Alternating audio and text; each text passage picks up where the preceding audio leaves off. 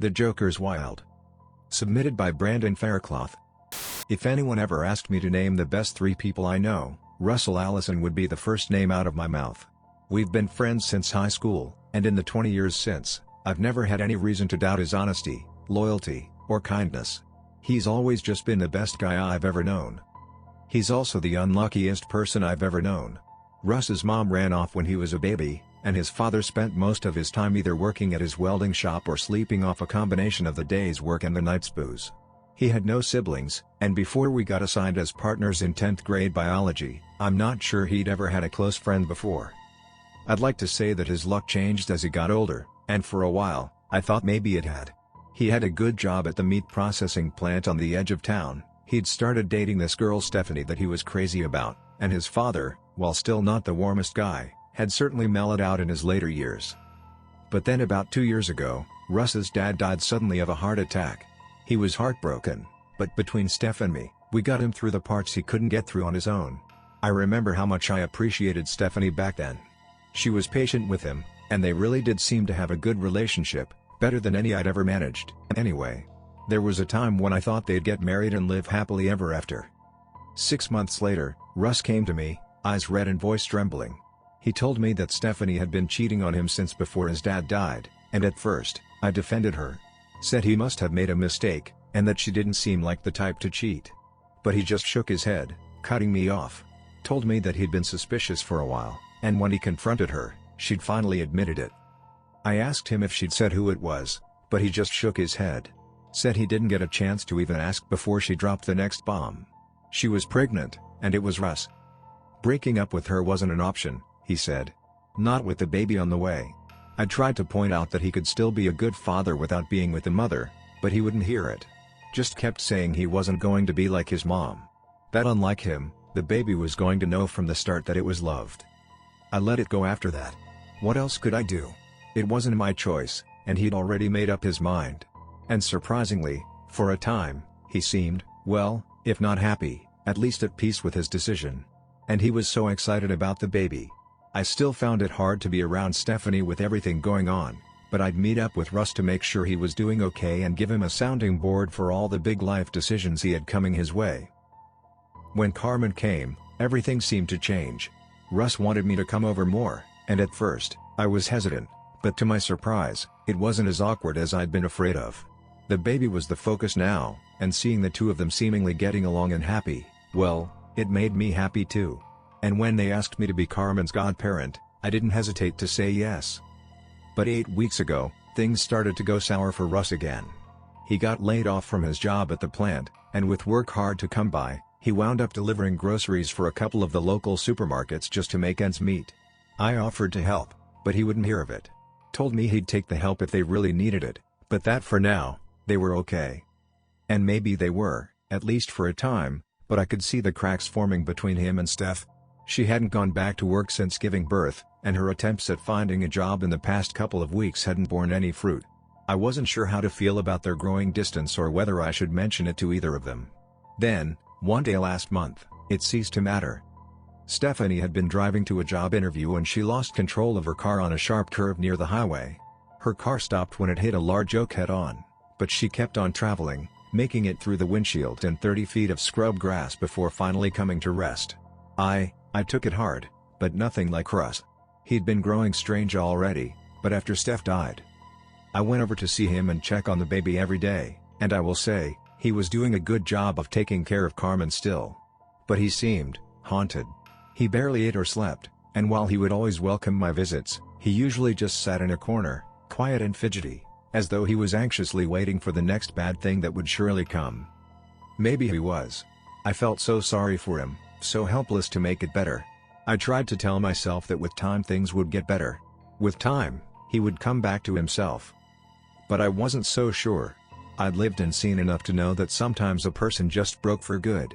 Some trauma, some betrayal, some string of bad choices, or terrible luck, and they were just never the same after. Something vital inside had been too badly bruised to ever fully heal. That's why I got so excited when Russ called me one night.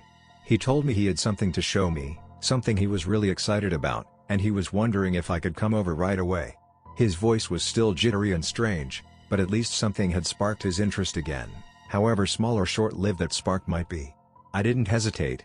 30 minutes later, I was in his kitchen, staring down at a rusty metal box with a dark slot in the top. It was about the size and shape of a cash box, but there was no visible handle, latch, or even a seam. Above the small slot was an artist's rendering of a devil wearing clown makeup, one clawed hand gesturing to a logo or name painted in thin, uneven red letters. The Joker's Wilde? I looked up at Russell. What is it? Like a piggy bank or something? He glanced at me and then back at the box, licking his lips as he quickly shook his head. No, it's a game. An old card game. I picked up the box gingerly, turning it this way and that. It wasn't especially heavy, but you could still tell there was something inside. Feeling along the bottom, I felt a small bump that turned out to be a tarnished brass button. I gave Russell a questioning look. Do you think it's worth some money? Maybe you could sell it to an antique place or look it up on the internet. Might be some rare weird thing people would pay big bucks for. His eyes widened slightly. Oh, no. I wouldn't do that. I love it. I've been playing it, and now I want you to try it out too. See what you think of it. I gently set the box back on the table. Yeah, maybe later, okay? I glanced past him toward Carmen's room. Hey, how's the baby doing? Think I can go peek in on? I stopped as Russ gently grabbed my arm. Mark, I want you to try it now, okay? I want to see what you think. It means a lot to me. I met his eyes and could see that not only was he serious, but he looked on the verge of crying about it. I tried to force a smile. Jesus, okay, man. I didn't know it was a big deal. I'll be glad to try it. Pulling out a chair, I sat down. Is it something we can play together, or how does it work? He sat down across from me, his face solemn. No, it's only for one person at a time. It's not a normal game. It's more of a prank thing, I guess. I started to ask a question, but he was still going, picking up the box and handing it back to me. That button on the bottom, you hold the box and hit the button. It'll spit out a card with a prank for you to do. Then you just do the prank. I looked down at the box again and then back at Russ. And that's it? How do you win? What's the point of the game? He gave me a small smile. You'll see. It's interesting, and it'll make more sense as you go. Licking his lips again, he glanced back at the box. Go ahead. Try it. I felt a nervous twinge in my stomach, but ignored it. This was all weird, bordering on creepy, but if it made him happy, what was the harm in playing some antique truth or dare game? Fuck, I owed him that much, at least. So I pushed the button. There was a small rustling sound inside the box, and I could feel something stirring in the box as a three-note melody rang out from within. Ding dong ding. After a moment, a white card shot out of the slot with such speed that I let out a gasp and almost dropped the box. Russ let out a small laugh. It's just a playing card, pussy. He was right. The back of the card was red and gold, decorated with the same leering devil clown that was on the box itself. But the front of the card had no suit or numbers. Instead, there was just a single line of dark text. Tell your sister you hit her car. I read the card again before looking up at Russell. It says for me to tell my sister I hit her car. He grinned. Well, there you go. Easy enough. Go ahead and call her. I didn't return his smile. Russ, where'd you get this? His grin faltered as he gave a non-committal shrug. Just found it at work. Well, not at the store, but in the trash outside of one of the deliveries. It was just sitting up on top, and it looked cool. At first I was like you. I thought it might be worth something because it's old, right? But then I decided to try it and, well, it works. I sat the box and the card back down. Yeah, but how does it work? And how do you know the rules to it? Did they throw out a manual or something too? Russ was frowning now. I figured it out, or close enough. Just call her, okay? Just do it so you can keep playing. Grabbing the card, I held it up to him. And that's the other thing. How is it this specific? What if I didn't have a sister? Or she didn't have a car? And how old is this thing? Would it even have cards talking about cars? I flicked the stiff paper of the card with a light thwack. And how are the cards so new looking when this thing looks like shit? His eyes had grown wide, and as I watched, his bottom lip began to tremble. When he spoke, it was barely above a whisper. Please. Just call Karen. Tell her you hit her car. Swallowing, I nodded. I didn't understand, and Karen was going to be pissed off and... Shit, man. The whole reason I have her car at my house is because she's still in Poland. It's like the middle of the night there. Can't I wait and do it tomorrow? Seeing his expression, I picked up the box again. Or how about I just get a different card and... I'd hit the button once, twice, but nothing happened. Russ reached over and took it from my hand. Please. Just call her. My stomach was full of cold rocks now, and I didn't like how he sounded, let alone looked. Fuck. Okay. I pulled up her number and hit send, silently hoping she had the ringer off, and I'd have an excuse to get out of the whole thing. Mark? Are you okay? I inwardly winced. Yeah, I'm fine. But, well, I just wanted you to know that today, well, I accidentally backed into your car. Did a decent bit of damage if I'm honest. I'm sorry. There was a moment of silence before she responded, her voice more awake now, but also more irritated. Well, okay. Did you call your insurance yet? No, not yet. But I will tomorrow morning, first thing. Actually, the first thing I'll have to call you and apologize for this bullshit prank. Okay, well, thanks for telling me. Next time, just wait until the morning, though, huh? I have to be up in like 3 hours. Shit, yeah, I'm sorry. I looked at Russ. I just felt like it couldn't wait. It's fine. Night, love you. And then she was gone. Sitting down my phone, I tried not to look as irritated as I felt. Okay. Sutties. The relief on Russell's face was almost painful to see. What is the matter? Why is this such a big deal? He just held the box out. Hit the button again. I frowned at him. I already tried that, remember? It's out of cards or whatever. And thank God. Seriously, once. You tried it before you did the last card. Try it now. I looked for some sign he was joking, or that this was all an elaborate prank, but he looked intensely serious as he pushed the box over to me. Shaking my head, I picked it up and tapped the button on the bottom. Something inside immediately began to rustle. Ding dong ding, I dropped the box to the table just as a fresh white card popped out the top. I could only read part of the writing from its position in the slot, son and cat. I pulled the card free. Go home and poison your neighbor's cat. What does it say? When I looked up at Russ, I could see fear there, and sadness, but also a species of shame. Russ, what is this thing? Where did it really come from? He rubbed the side of his face anxiously. I'll tell you. I'll tell you all about it. Just, what does it say? I felt anger flaring in my chest as I threw the card at him. It says to go and poison my neighbor's fucking cat. What is this, man? Are you trying to fuck with me or something? Punish me? Russ stared at me. No. Why would I punish you? I pushed back from the table. I don't know, but I'm going home. I'll see you tomorrow. He rose and waved me back down. Please, just please wait. I'll explain it. What I know, at least. Reluctantly, I took my seat. And then he began. I did find that box making deliveries a few weeks ago, but not in the trash. I was on the north side of town, dropping off to a woman I'd never met before. When I got to the house, the front door was open. Normally I'd just call out a couple of times and then head back to the store. We have rules about going in, you know?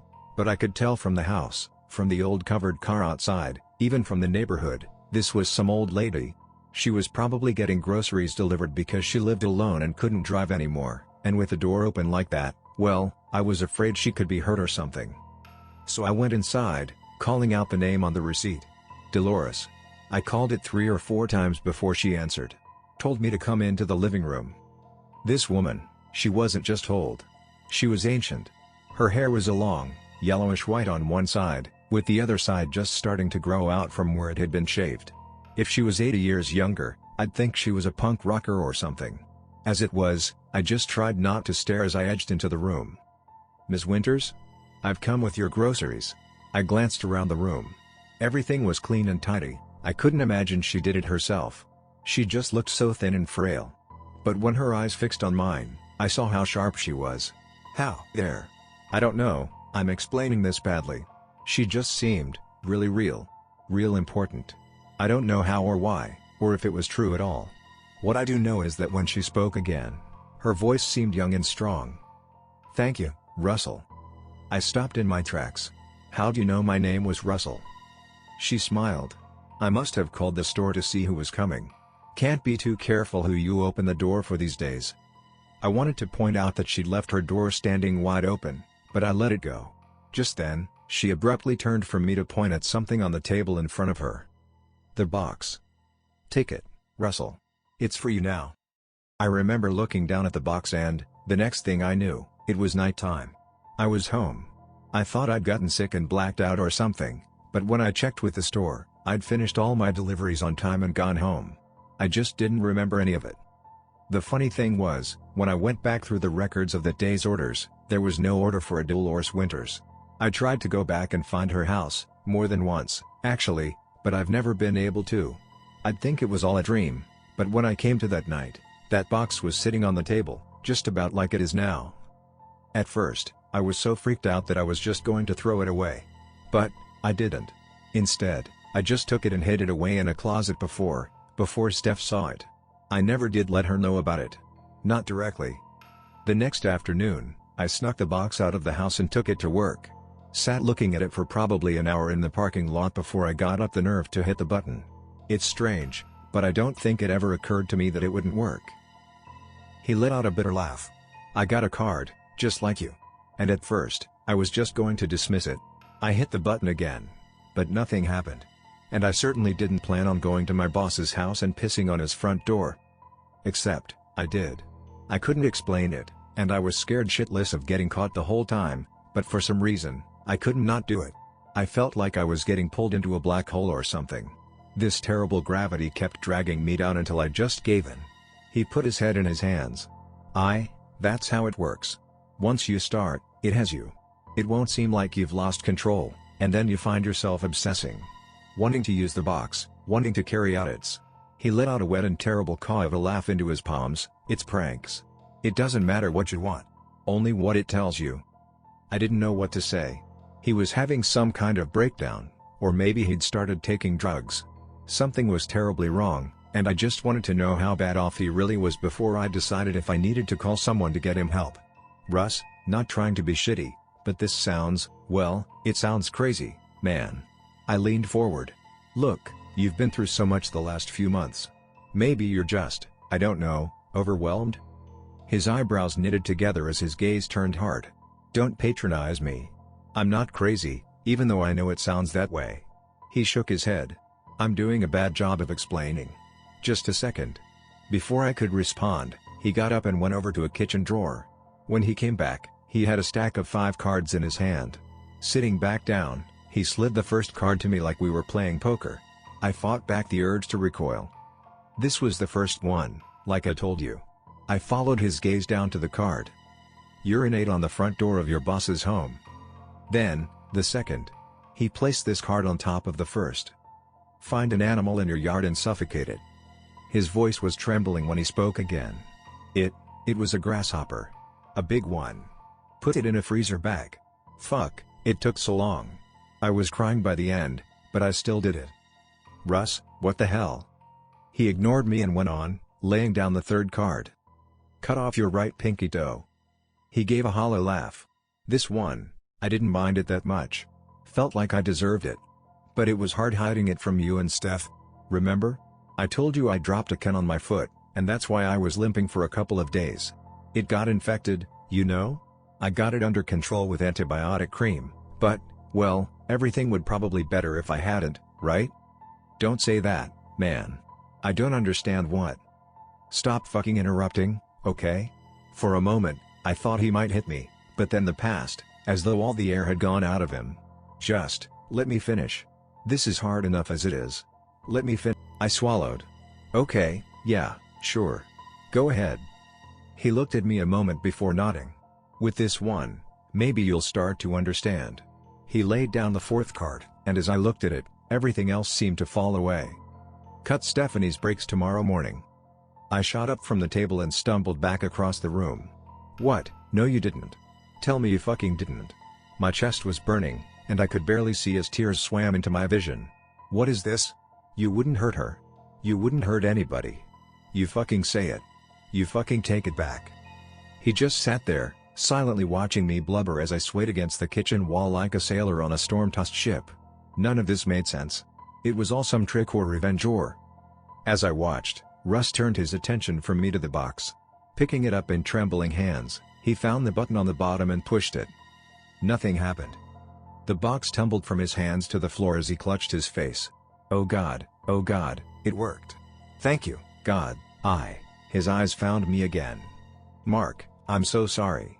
I didn't have a choice. I couldn't let it happen to her. I stumbled forward to grip the back of my chair. What are you talking about? Fresh tears streaming down his cheeks, he handed me the fifth and final card. Cook your baby or give me to Mark. The box is yours now. It won't work for me anymore. His face sagged as he stood and picked up the box. You can take it with you if you want. Or don't. I don't think it will matter. It'll find you one way or the other. He pointed towards the door. Either way, I need you to leave. I can't risk you being around us anymore. If you leave without the box, I'll set it on the bench in your front yard. After that, I wash my hands of it. He swallowed roughly. And you? Wiping my eyes, I shook my head. No way. You don't get to say all this shit, hand. His expression grew stony. You don't get to decide how this goes. Neither of us do. He sighed, and his voice was softer when he spoke next. I wrote you a letter. Mailed it this afternoon. Read it when you get it, and maybe it'll explain better than I have. But for now, I need you to go. Please, just go. I left the box behind. A half dozen times, I almost went back, another half dozen I almost called 911. But every time, something stopped me. 30 minutes after I got home, I got a call from Russ. Mark, I'm so sorry. I can't do this to you. I'm going to take the box and try to destroy it. I tried before, and it didn't work, but this time, I've still got Pop's old cutting torches in the workshop. I'm going to get it open and melt it down. Kill whatever is inside. Kill it before it can make you like me. And then he was gone. I drove as fast as I could back to Russ' house, but it was too late. The workshop was engulfed in flames, and there was no sign of Russ anywhere. I ran into the house and got Carmen out, the wail of sirens filling the air even as I went to call for help. It took less than an hour for them to put out the fire and find what was left of Russ inside. It took some pushing, but by the next day, I'd learned they'd found him curled against the back wall of the workshop, far from any door. Maybe he'd gotten confused in the heat and smoke, or maybe he wasn't trying to get out at all. Either way, one of the cops told me that he'd been holding two halves of a metal box against his chest when they pulled him out. That was on a Tuesday. On Wednesday, I got his letter. Dear Mark. When I first sat down to write this letter, it was out of cowardice, but also out of spite. I know it was you that Steph had the affair with.